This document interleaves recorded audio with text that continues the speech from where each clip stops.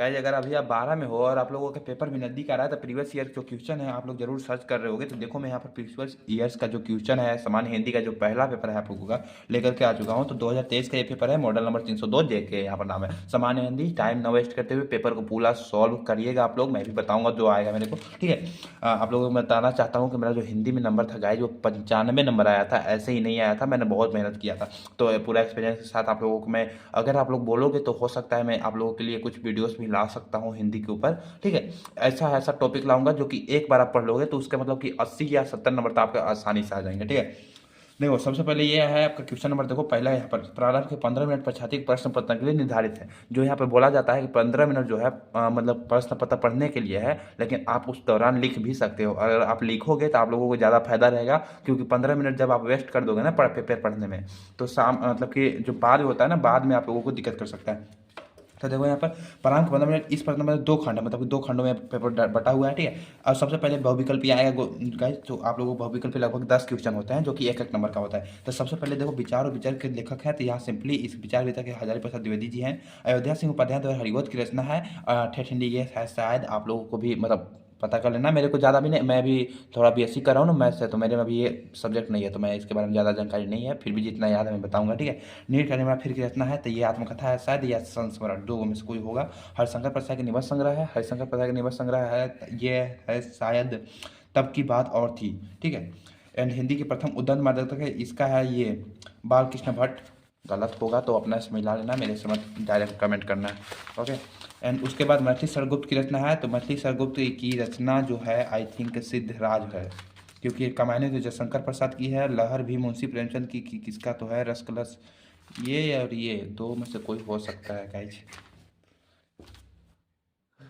तो खा के जो है प्रगतिवाद के सशक्त कवि है, तो ये देखो इधर जो था गाइड, इधर जो था ये मतलब वो गद खंड से था और इधर जो है पद खंड से है, ठीक है।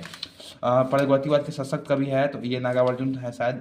मास्को अभी दूर है, ये तो ये इसका है शायद हरिवंश राय बच्चन जी का है। सचिदानंद हरिराम देवास आगे के संपादक कुल कितने प्रकाशित हुए, तो ये 3 थे, ठीक है। सुमित्रानंद पंतु ज्ञान पर प्रकाश मिला था, चिदम्बरा पर मिला था गाइज, इतना तो सबको मालूम है, मेरे को मालूम है। तो विज्ञान के प्रगति के कारण नई, देखो यहाँ पर तीसरा जो क्वेश्चन है, दिए गए गद्यांश पर निर्धारित आधारित निम्नलिखित प्रश्नों के उत्तर दीजिए।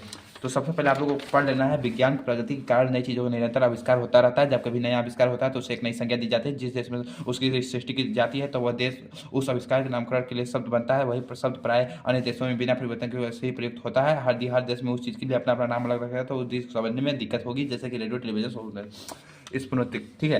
तो गाइस ये जो है विज्ञान प्रगति, ये शायद उस चैप्टर का है कि उपयुक्त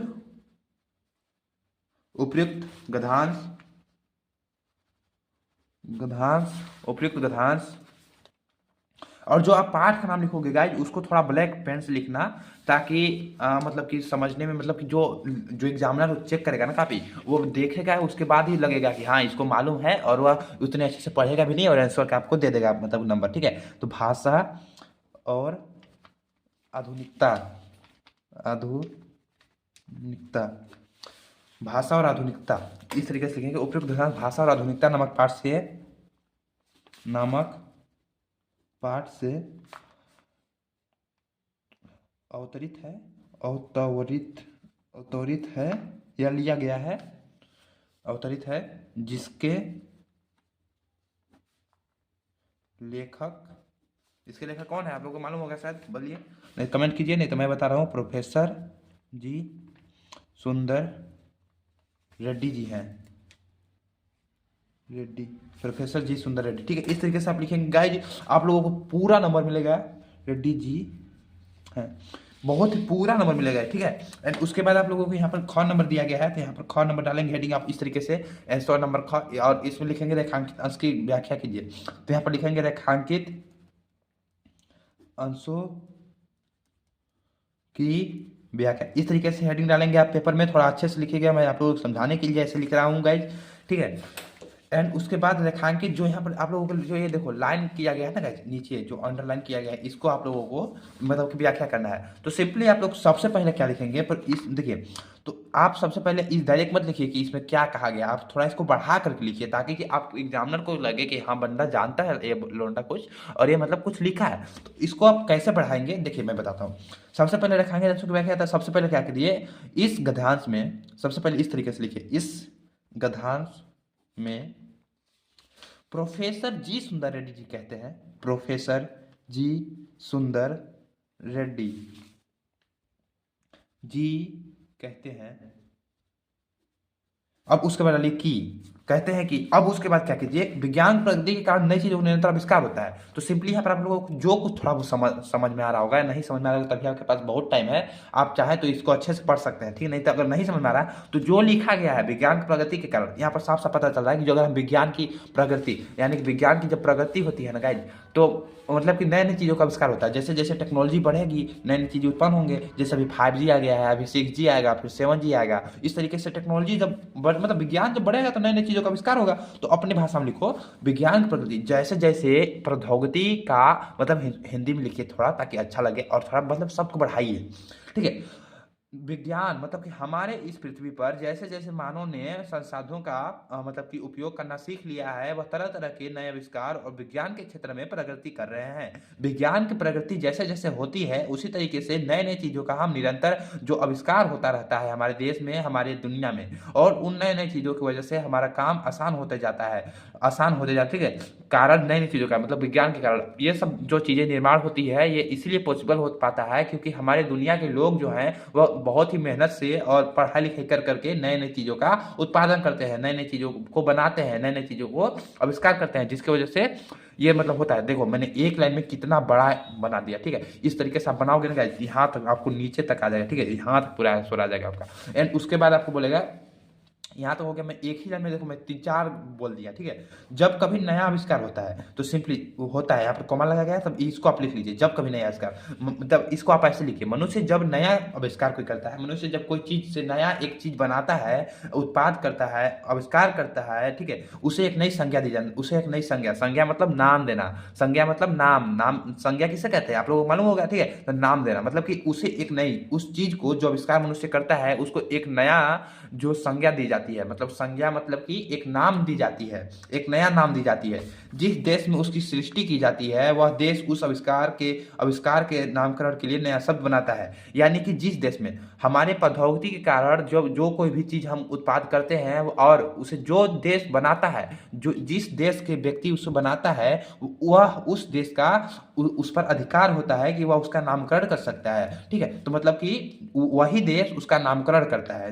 मतलब भारत में कोई चीज बनाया तो भाई चाइना थोड़ी आएगा हमारा नामकरण करने, हम ही ना उसका नामकरण करेंगे। तो सेम इसी तरीके से जिस देश में कोई भी चीज बनती है उसका नाम वही देश बनाता है। वही शब्द प्राय अन्य देशों में बिना परिवर्तन के वैसे ही प्रयोग किया जाता है। मानो कि जापान में कोई चीज एक टेक्नोलॉजी आई, ठीक है, 5G, अब हम उसको यहाँ पर आया क्या बोलते हैं इंडिया में, तो हम उसको बोलेंगे 5G। अब हम 5G बोलेंगे और वहाँ पर जापान में 5G के नाम से प्रचलित है, तो हम वहाँ पर जाके बोलेंगे भैया 5G का कोई सिम है आपके पास, चाहे कोई मोबाइल है, तो वह नहीं समझ पाएगा। इसीलिए हम उसको क्या बोलेंगे, उस शब्द को बिना कोई परिवर्तन के हम वैसे ही अपना लेते हैं, ठीक है। बस इतना करना है आपको, रेखांकित हो जाएगा इतना में। और गाइज मैंने जितना बताया ना उतना में 3-4 पेज भर जाएगा, 3-4 नहीं तो वो 1 पेज तो भर ही जाएगा गाइज, और एग्जामिनर ऐसे नंबर देगा ऐसे, ठीक है। ये क्वेश्चन हो गया। अब उसके बाद देखो कौन सा देश किसी आविष्कारित चीजों के नामकरण को नया शब्द देता है, तो आप सिंपली यहाँ पर एक उत्तर डालेंगे, ठीक है, प्रश्नोत्तर नंबर ऐसा कर डालेंगे, तो मैं यहाँ पर सीधे डाल रहा हूँ, तो ठीक है। कौन सा देश किसी आविष्कारित चीज के नामकरण को नया शब्द देता है, तो देखो कौन सा देश किसी शब्द के लिए आविष्कार, वही देश उसका नामकरण देता है, वही देश नामकरण करता है जो कि उसे बनाता है, जो उसे आविष्कार करता है या बनाता है, आविष्कार करता है। सिंपल है गाइस, सिंपल, बहुत सिंपल। यदि हर देश आविष्कृत चीजों का अपना अपना नाम अलग नाम देता है तो क्या होगा गाइस, यही बताओ। अगर हर कोई अपना अलग अलग नाम देगा तो क्या होगा, हमें चीजों को पहचानने में दिक्कत आएंगी, ठीक है। हम कई सारी मतलब कि फैसिलिटी जो होती है हम उसका लाभ नहीं उठा पाएंगे, लोग हमारी बातों को समझेंगे नहीं। अलग देश में कुछ और है, अलग देश में कुछ और, तो बहुत सारी मतलब दो दुविधाएं हैं, उसको दिक्कतों का सामना करना पड़ेगा। बहुत इजी क्वेश्चन है गाइस। अंगा, नई चीजों के आविष्कार होने का क्या कारण है, नई चीजों का आविष्कार होने का क्या कारण है भाई, हमारी जो आवश्यकताएं हैं उसको हम आसान करना चाहते हैं, हमारा जो काम है उसको हम आसान करना चाहते हैं, इसीलिए हम नई नई चीजों का आविष्कार करते हैं। इसमें से कोई एक ही करना है, प्रश्न को उत्तर दीजिए, ठीक है। तो यहाँ पर इसका आगे कुछ और है क्या? हाँ, ये देखो कुछ एक ही करना है शायद, इसमें से 5 × 2 यानी 2 करना है या 1 करना है यार, एक ही करना था मेरे हिसाब से तो, अथवा में, हाँ गाइस यहाँ पे देखो अथवा में है तो इसका मतलब एक ही करना है, ठीक है। अथवा आप ये कर सकते हो, ठीक है, तो ये भी इजी है, आप इसे कर सकते हो। देख लो एक बार अच्छे से, पढ़ना थोड़ा सा मैंने जैसे बताया उसे उस तरीके से वर्ड को थोड़ा एक्सपेंड करना, थोड़ा एक्सप्लेन करना उसके बारे में, तो आप लोग बहुत अच्छा। तो उसके बाद देखो यहाँ पर दिए कि पदांश पर आधारित निम्नलिखित प्रश्न को उत्तर दीजिए, मतलब पदांश का। तो इसको देखो मेरे को पहला को तो नहीं मालूम है, ठीक है। दूसरा देखो आप, मैं कब कहता हूँ जग मेरी दुर्धर गति के अनुकूल बने, मैं कब कहता हूँ जीवन मरु नंदन कानन का फूल बने, मैं कांटा कठोर है तीखा है उसमें उसकी मर्यादा है, मैं कब कहता हूँ वह घटकर प्रांतर का ओझा फूल बने। तो गाइज ये तो आप लोगों को शायद मालूम ही होगा कि ये जो इसके जो पदांश के ये जो कवि हैं गाइज, पदांश के जो कवि हैं वह सचिनानंद हीरानंद वात्सल्य अगे जी हैं, मतलब कि सीधे लिखो आप अगे जी हैं, अगे जी हैं। ब्लैक पेन से लिखना है गाइज, मैं आपको शुरू से बता दूंगा पदांश कवि अगे जी हैं, ठीक है। अब देखो इसमें मैं क्या एक्सप्लेन करने के लिए, इसका संदर्भ आप लिख ही लोगे, ठीक है। पदांश जहाँ पर मैंने गद्यांश लिखा है वहाँ पर पदांश लिख देंगे, और पदांश की जगह पर आप सीधे लिखेंगे कि इसके जो कवि हैं ये हैं, ठीक है। मैं कब कहता हूँ जग मेरी दुर्धर गति के अनुकूल बने, मैं कब कहता हूँ जीवन मरण कानन कुंदन के फूल बने। देखो सिंपली इसमें जो ये मतलब लिखाया अच्छा है, कभी इसमें जो आगे जी हैं वो कहते हैं आप जीवन मरु, कभी कह रहे हैं मैं कब कहता हूँ जीवन मरु, मरु मतलब कि मरुस्थल में जो पाए जाते हैं वो फूल उसके अनुसार बन जाए, जैसे वो कभी मरता नहीं है ना, मुरझाता नहीं, उस तरीके से बने। इस तरीके से आप लोग को थोड़ा देखना है, मेरे को बहुत टाइम हो गया ना जब लगभग 1-2 साल हो गया, तो यार भूल जाते हैं लोग थोड़ा। कांटा कठोर है तीखा है उसमें उसकी मर्यादा है, सिंपली गाइस कांटा कठोर है तीखा है उसमें उसकी मर्यादा है। इस पंक्ति में क्या पूछा है, क्या आशय है, आशय क्या है, तो इसमें आशय है कि उसकी श्रेष्ठता जो है कठोरता नुकीलेपन में ही नहीं था, मतलब कि जो देखें आप मत्स्य में जो कांटा पाया जाता है उसकी जो क्या है, मतलब जो वह अभिलाषा जो उसकी होती है उपवन नंदन कानन, मतलब कि उसकी जो श्रेष्ठता है उसकी कठोरता में है और नुकीलेपन में है। जीवन मरु में कौन सा अलंकार है, जीवन मरु में कौन सा अलंकार है, रूपक अलंकार है, ठीक है। कवि किसकी कामना करता है, कवि किसकी कामना करता है, तो गाइस कवि इसमें क्या कामना करता है, जो संसार के उसके जो कठोर जो जीवन है ना उसको अनुरूप हो जाए, मतलब कि जो ये दुनिया है उसके अनुकूल ना हो जाए, जो जीवन रूपी जो सुखी रेगिस्तान में जो मतलब पौधे पाए जाते हैं वैसे हो जाए, ठीक है। मतलब कि चुनौतियों से भरा हुआ, ना कि आसान। भाई आप लोगों को थोड़ा लग रहा होगा कि मैं अच्छे से एक्सप्लेन नहीं कर पा रहा हूँ, हाँ ये सच है, मैं एक्सेप्ट कर रहा हूँ इस बात को, लेकिन आप थोड़ा रिसर्च कर लेना, आप लोग खुद ही अच्छे से करोगे। जहाँ तक मुझे आ रहा है वहाँ तक मैं बता रहा हूँ। एंड यहाँ देखो पांचवा के ये जीवन परिचय याद कर लेना आप लोग आसानी से। अब इसमें से छठवां में से आप लोग बहादुर कहानी की कथा वस्तु विवेचना, पंचलाइट अथवा दुर्योधन। पंचलाइट तो बहुत आसान है यार, पंचलाइट तो आप लोग कर ही सकते हो। पंचलाइट हमेशा आता है गाइज, इसको जरूर ही कर लेना, 5 नंबर का क्वेश्चन है, देखो 5 नंबर का, ये बहुत ही अच्छे तरीके से आएगा। एंड पंचलाइट में वही गोधन मुंडरी जो होती है, पहले लोग गांव के जो समान के जो लोग होते हैं ना वो बगल के पड़ोसी गांव को देख करके एक वो पंचलाइट ले आते हैं, लालटेन यानी कह सकते हो ले लेते हैं, लेकिन उसको जलाना नहीं आता है, तो देखा देखी तो ले लाते हैं, बस जलाने नहीं आता है। तो जो गोधन होता है, गोधन जानता था जलाने, अब नाक न कट जाए इसलिए गोधन को बुलाना नहीं चाहते थे। देखो क्या है, इज्जत की बात थी, इज्जत की बात थी। गोधन को उन्होंने कुछ दिन पहले ही लड़की को छेड़ रहा था, फिल्मी गाने गाता था लड़की को देख देख कर, तो वह छेड़ रहा था, तो उसके हिसाब से उसको जुर्माना लगाया 10 रुपया का, और 10 रुपये का जुर्माना लगाया, लेकिन वो जुर्माना नहीं भरा और वो उसको गाँव से निकाल दिए लोग। गाँव से जब लोग निकाल दिए तो जब पंचलाइट लाए जलाने की बारी, जब जलाने अबे नहीं करता था किसी को, जब जलाने नहीं आता था, तो ऐसे में जो मुनरी थी, मुनरी जानती थी कि मतलब जो उस पर लाइन मारता था गोधन, तो गोधन जो लाइन मारता था उस पर, उसकी मुनरी को मालूम था कि ये पंचलाइट जला लेता है, क्योंकि वो विदेश से रहकर, मतलब विदेश मतलब बाहरी गांव से आया था। तो मुनरी ने अपनी सहेली से बोला, भाई किसी को भी जानती हो कि कैसे लड़की जो होती है वह अपने सहेली से डायरेक्ट थोड़ी बोलती है किसी को, सहेली से बोलेंगे। तो सहेली से बोले कि भाई अरे अरे मालूम है तुमको, गोधन जानता है ये पंचलाइट जलाना। अब उसकी सहेली के पेट में बात नहीं पची, तो उसने मुनरी की माँ दुलरी काकी को बोला, गुलरी की दुलरी नाम था उसका, तो गुलरी काकी को बोला कि देखिए जो पंचलाइट जलाना के लिए हमें जिस व्यक्ति की तलाश है वह मिल चुका है, वह गोधन जानता है इसको। तो गोधन को लोग मानने मतलब कि गए मनाने गए, तो वो गोधन आना की तैयार ही नहीं था, वह अबे नहीं कर रहा था गोधन की हमको निकाल दिया है, इतना नहीं आएंगे हम।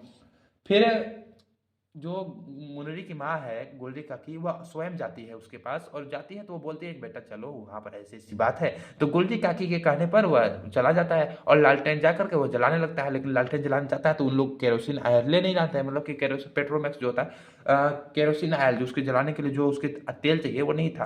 तो उसने मिट्टी का तेल के डाल करके जला देता है। तो सभी लोग बहुत खुश हो जाते हैं, सभी लोग झूमने लगते हैं, गाने लगते हैं, और उसी बात से जो मुनरी है वह गोधन को पसंद करने लगती है, मतलब बहुत मन ही मन बहुत मुस्काने लगती है। और गुलरी काकी भी उसको इनविटेशन देती है रात के दावत पर आने के लिए, ठीक है, रात के खाने पर आने के लिए। इस तरीके से गांव लोग उसे माफ कर देते हैं और फिर से आ जाता है। और यही पंचलाइन कहानी का सारांश है गाइज। मैंने बहुत आसानी से आप लोगों को समझाने का प्रयत्न किया है। इसी के लिए आप कहानी भी पढ़ सकते हो, जो कि आप लोगों को बुक में होगा। 7वां नंबर क्वेश्चन, स्वपठित खंड काव्य के आधार पर किसी एक खंड के प्रश्न को उत्तर दीजिए। स्वपठित खंड काव्य के आधार पर मतलब जो आप लोग, ये तो अपने से पढ़ लेना गाइज, इसमें क्या क्या लिखा है देखो, पढ़ लो आप, ठीक है, ठीक है, ठीक है, ठीक है, पढ़ लो पढ़ लो पढ़ लो पढ़ लो, स्क्रीनशॉट मार लेना। अब उसके बाद खंड ख में आप लोगों को दिखाई दे रहा है संस्कृत अनुवाद करना है किसी एक का। तो आप लोग आराम से कर सकते हो। हंसराज आत्मनंदन चिंत्र स्वामी आगे हो, ये तो हंसराज वाला है, आसानी से कर सकते हो गाइस, मुझे मालूम है। उसके बाद ये है, तो ये पढ़ लेना। थोड़ा मैं भी पढ़ा था इसका, बट अभी नहीं याद है मेरे को। निम्नलिखित मुहावरों में लोग किसी एक का अर्थ लिखिए। देखो किसी एक का अर्थ निकला है, तो आंखों में धूल झोंकना मतलब कि धोखा देना। धोखा देना, इसका वाक्य प्रयोग करें तो कैसे बोल सकते हैं कि अ, राम ने श्याम को बनारस इस यह कहकर ले गया कि वहां पर वह उसको कम मेहनत में ज्यादा पैसा कमाने वाला कोई कार्य दिलाएगा। लेकिन जब वह बनारस पहुंचा तो श्याम वहां से भाग गया और राम को ज्यादा मेहनत करना पड़ रहा है। इसे कहते हैं आंखों में धूल झोंकना। इस तरीके से आप वाक्य प्रयोग कर सकते हो गाइस, ठीक है गाइस। दूर के ढोल सुहावन लगे, ये भी बहुत अच्छा है। कि जैसे कि अक्सर आपके घर में मम्मी पापा कहते होंगे, जैसे आप कहते हैं कि मम्मी हम यहाँ जाएंगे पढ़ने, मम्मी हम दिल्ली जाएंगे पढ़ने। तो मम्मी कहते हैं घर पर तो पढ़ ही नहीं रहा है और वहाँ जाके क्या करेगा। तो वही कहते हैं ना, दूर के ढोल सुहावन लगे। तो जैसे कि वहाँ पर है, अपने घर में मान लो कि बड़ा सा कुआं है जो कि बहुत बड़ा है, लेकिन उसको कभी देखने नहीं गए। और एक दूसरे यहाँ के कुआं है, उसमें बोला कि अरे भाई ये कुआं इतना गहरा है और वहाँ पर बहुत लोग आते हैं। तो वही बोलते नहीं है लोग, साला दूर के ढोल सुहावन लगे, हमारे गांव में इतना कुआं में देखबे नहीं करा था, वहां जाके देखिए। तो ये होता है गाइज, आप लोगों को मालूम होगा। तो इसके बाद संधि विच्छेद करना है आप लोगों को, सिंपली देख लेना। उपयुक्तम में देखो, इसमें महाधन ईश्वर होगा, इसमें ऊपरी धन उत्तम होगा, और उसमें पावक में पौधन अर्क होगा। और उसके बाद ख में दिए गए निम्नलिखित शब्दों में विभक्ति और एक वचन पहचानिए। तो इसमें तृतीय विभक्ति एक वचन होगा, और नामने शब्द में विभक्ति और वचन पहचाने तो षष्ठी विभक्ति बहुवचन होगा, ठीक है। इस तरीके से देखो निम्नलिखित शब्द में से इसमें से ये होगा सूत्र और धागा, और जल्दी जलद में ये होगा बादल समुद्र।